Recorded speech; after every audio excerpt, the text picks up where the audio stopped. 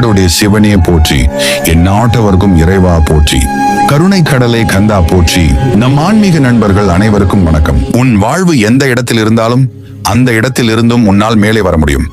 இங்கு எதுவும் காலதாமதமாகிவிடவில்லை. உன் மனம் உனக்கு அவநம்பிக்கையை தந்து பயமுறுத்தும். நான் உனக்கு உன்னோடு துணையாக இருக்கும் பொழுது உன்னால் உன் வாழ்க்கையை மாற்ற முடியும். நேர்மறை எண்ணங்களை கைவிடாது தொடர்ந்து முயற்சி செய்வாய். ஒவ்வொரு நாளிலும் உனக்கு சிறிது சிறிதாக முன்னேற்றம் சேர்ந்து கொண்டே செல்லும். ஒரு நல்லது நடக்கும். விமர்சனங்களை காதில் வாங்காதே. அது நல்லவையோ அல்லது கெட்டவையோ அவை வாழ்வில் நிம்மதி இல்லாமல் செய்துவிடும். குறை கூறுபவர்கள் கூறிக்கொண்டே இருக்கட்டும். சிந்தித்து செயலாற்றுங்கள். உனக்கு இன்று ஏற்பட்ட துன்பங்களுக்காக மனம் வருந்தாதே. ஏனெனில் அதுதான் உனக்கு வருங்காலத்தில் எதையும் தாங்கும் வலிமையான இதயத்தை அளிக்கப் போகிறது. அவனை உணர்வதற்கு அவன் மீது நீ கொண்ட பக்தியும் அன்பும் ஒன்றே போதும். அவனை உண்மையாக நீ உணர்ந்து விடலாம்.